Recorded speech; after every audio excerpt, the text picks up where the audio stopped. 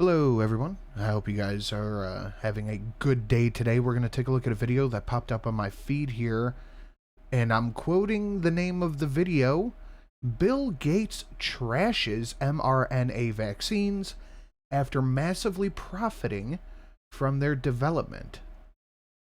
I'm curious to see how this plays out. I don't know how much of the commentary I'm really going to stick through, but I want to hear what Mr. Gates has to say, because apparently he's just a leading medical professional, I guess would be the word, advisor, maybe. So let's see what Mr. Gates has to say.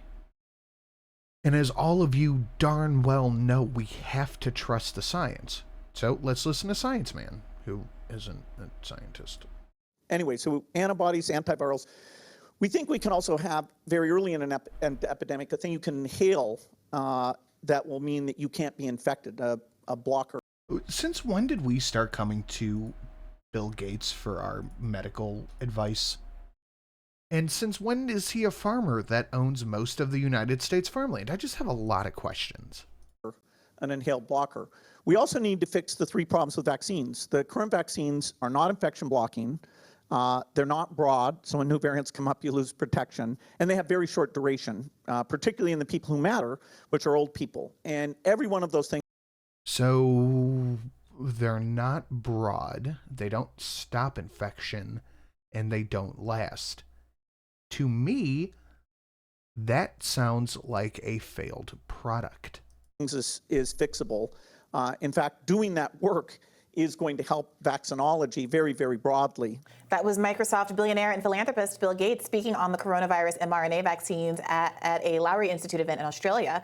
Robbie, what do you make of that? First off, this weird kind of glass onion-esque allusion to an inhaler that will block. Yeah, I don't know how you're gonna do that. That sounds very untenable, at the least. An inhaler that stops infection almost as soon as it comes in. You'd have to know when you got infected, first off. Second off, the weird bit is it sounds almost like it's not it sounds like it's not only just another product placement, but it also sounds like they're just saying, yeah, we'll use nasal spray. COVID transmission seems to be in the works. They do have that in Glass Onion. Yeah, and they're making fun of the idea, I think. Yeah, a little plot device. Yeah, sure. I mean, if such a thing is possible, bring it on. I don't know.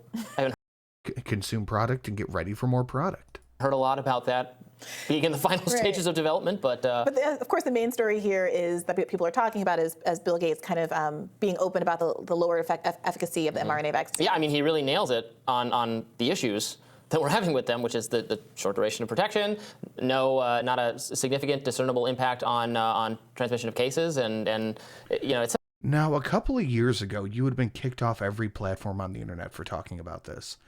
Let's not mince words here. This is exactly what people have been saying forever, but you had the president and Fauci coming out and saying, if you get COVID vaccine, you won't get infected, and the vaccine stops all infections and transmissions. Now that it's proven false, it's just the main thing. I wonder if those people will be retroactively unbanned. Not a massive benefit for a lot of otherwise healthy and younger people. Bill Gates was a major proponent of mRNA vaccine technology. He was an investor in BioNTech, which developed the mRNA vaccine for Pfizer. We were just doing some digging, and we see that he actually sold a lot of those shares at how much profit was that? 10x. 10 times profit. 10 times profit. And I bet he put down like $50,000 or something like that. That's a lot of money, isn't it? He invested $55 million. Oh, okay, 55 million. I was just off by a couple of orders of magnitude. I couldn't afford $50 to invest in a damn stock right now. And he's like, oh, here's 50 million. In BioNTech back in 2019. Oh, that's interesting. $50 million in 2019. Wow, that's definitely activating some omens. I really wish I could go on a long rant about what I think about that and the repercussions and outcome of it. You guys make it way too easy for conspiracy theorists, man. and it's now worth north of 550 million. He sold some stock. What was it in at the end of last? 550 million. Look, if I had 50 million, I would just retire. I'd still do this, but I would just retire. But that's walking around money. I despise these people. Last year, I believe it was, with the share price over. Not these two. This is a nice young lady and a smart young gentleman, but no. For $300 a share, which represented a huge gain for him over when he invested. So yeah, he certainly has profited a great deal. Let's follow that trajectory. Invests heavily in BioNTech, mRNA vaccines. In 2019. It's great. Did something outside of my house break, or was that in the video? Let's follow that trajectory. Invests heavily in BioNTech, mRNA vaccines, great. Okay. This is the future. This is, he talked about the vaccine timeline and how, we could develop it faster. We might have to cut some corners on safety, but it could be developed faster. All in, sells it, makes a huge amount of money. Now it's like, yeah, it's a little, it's okay. It could be better. But what we really need is this breath spray. I am just incensed with this nonsense. This is insane. 550 million he's going to cash out, then start to trash the product that he basically funded.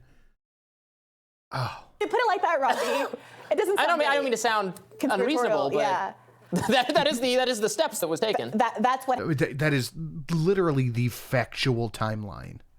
Happened. A 2019 investment pre-IPO, a 2021 sell at $300 plus a share, and what some people have identified as a change in tone about the vaccine and its efficacy. Stronger on it when he was more invested in it, weaker on. Well, that's because he knows people are going to listen to him no matter what he says. And he doesn't want the product to skyrocket without his money behind it. So yeah, he's going to come out and trash it. Just like when he was invested in it, he supported it and said that it should be mandated. Like, when... Can you give me any other context in the world when we would let somebody who is financially invested in something try to force a law that people have to buy it? Like, there's no way.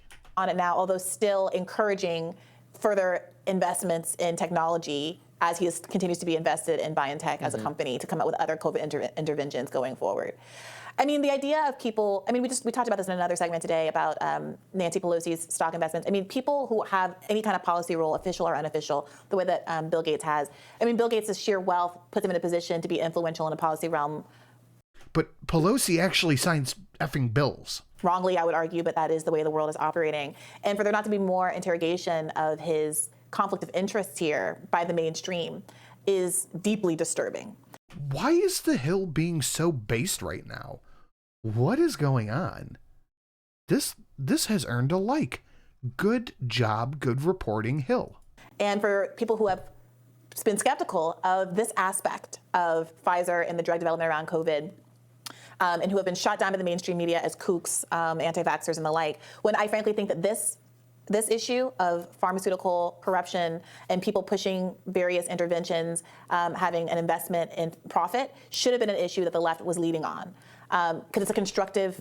Because when the right leaned on it, we were just derided as conspiracy theorists, science deniers, and all this other thing. The left leans on it. They get their cronies in the media to lean on it as well. But it's not going to happen because they're also invested in it. Area of interrogation. Especially when it comes to policy. We have to be more transparent about the fact that people who are having input in what the government policy is going to be, what's going to be required of people. The Biden administration tried to require people to get this.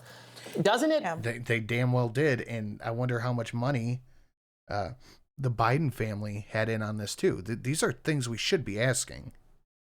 Shouldn't it be known at least when there are hundreds of millions of dollars of financial interest at stake for the people advising these decisions? Yes.